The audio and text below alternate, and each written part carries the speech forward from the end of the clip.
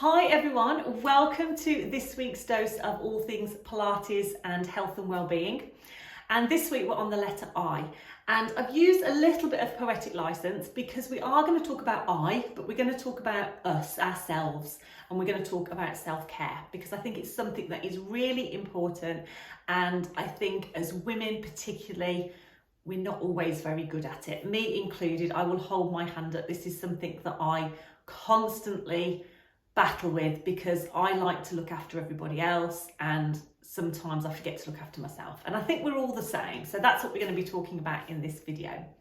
And if you don't know me, I am Zoe. I'm a physiotherapist and Pilates instructor and founder of Pilates Health Online. Pilates Health Online is all about helping women look after themselves, get back into exercise so that you can do the things that you want to do. So, self-care. And I think it is one of those things that we often see as a bit of a luxury. Perhaps we have times where we take care of ourselves, perhaps we have a spa day, perhaps we have a day when we go out, but we don't always build it into our everyday lives. And I think that is sort of where we fall down a little bit. We don't really look after ourselves until we feel that we need to. So it might be that we feel particularly stressed or tense, or we've been working really hard and we're just completely exhausted and we know we need to take a break. But almost by that point, it's too late. We've almost sort of worked ourselves too hard. So it's all about trying to sort of build it into our everyday lives so that we're taking care of ourselves on a daily basis. Now, I heard this sort of little story, which I want to share with you. I first heard it from Rachel Hollis, but I know she got it from somewhere else. So I'm not sure where it originally came from. But it was about thinking of ourselves a bit like a jug of water. So when we are, we're in good form, we're happy, we are relaxed, our jug is full. We're feeling relaxed, we're feeling calm, we haven't got too much tension in our bodies. And our jug is full. And then what we tend to do is we tend to go about our daily lives and we're pouring little bits out of our jug all the time. So it might be that we're looking after aging relatives, it might be we're looking after kids or grandkids, it might be we're busy during the day working or looking after the house, whatever we're doing, perhaps pouring little bits out of our jug here and there. And our jug's gradually just reducing in the levels. Now, if we're never topping that jug back up by, doing things that are helping us to relax and unwind, looking after our mental and our physical health, then gradually what happens is that jug gets lower and lower until we get to a point where we do feel exhausted. And that's when we start to think, right, I need to top my jug back up, so to speak, and actually, do something to sort of to rest. But the thing I really loved about this story is that if we think about filling our jug up first, so we're looking after ourselves, we're doing things to look after our physical and mental health, we're taking time out to maybe do some relaxation or just do the things that we enjoy doing, what happens is our jug starts to get so full that it overflows. And it overflows to everybody else because we've got so much excess that we can help other people and we can still look after other people and we can still do the things that we want to do, but we're taking care of ourselves first. So I hope that makes sense. But I thought that was a lovely analogy because if we're not looking after ourselves and helping everybody else and our jug is always going down all the time, that's when we feel pretty rough. But if we can top ourselves up first, that overflows into everybody else. And I just thought that was a lovely way of thinking about it. So it's so important. It's not a luxury. It's important that we take care of ourselves. Now, on that note, I want to talk a little bit about taking care of our physical health. So exercise. What I don't want us to be doing is putting pressure on ourselves. We've got enough to do. And we don't want that added pressure because sometimes what happens is we put so much pressure on ourselves to either lose weight or to do so much exercise in a week and we think we should be doing this and it becomes a bit overwhelming and we just can't keep up with it. And then very often, rather than doing a little bit, because it becomes so overwhelming, we actually stop altogether.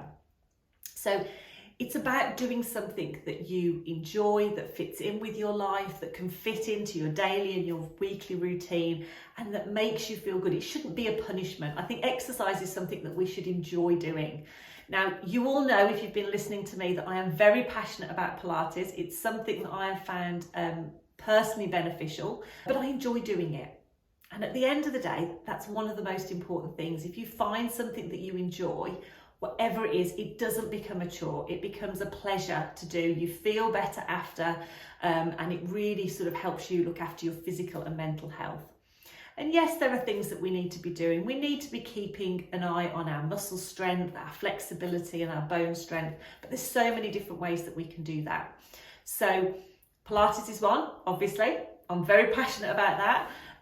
But it is finding something that you enjoy and not putting that pressure on yourself that you should be doing so much and you should be doing this and you should be doing that. It's about trying to build it into your everyday life. So the things I want you to take away from today's video is, one, looking after ourselves is so important. It's not a luxury, it's a necessity. You know, it's something that we need to do, we need to build into our routine. We need to find something that we enjoy doing. At the weekend, I was feeling a little bit stressed because I had lots of things to do, and I just took some time out to do some colouring. And I've got a little notepad with some just different patterns and stuff in, and I popped some music on and I just did some colouring for half an hour. And actually, I'll be totally honest with you, at the time I really didn't feel like doing it. Because I just felt stressed, and I was almost, have you ever got to that stage where you feel like a little bit like you just don't know what to do with yourself? Sometimes I get like that. And I was like, right, I know that that's going to help me. And I almost had to force myself a little bit just to sit down and just think, right, I'm just going to do it. But I felt so much better afterwards. And I just felt more relaxed. I felt less tension. I felt much calmer. So colouring for you might not be the right thing. You might think that is not me at all.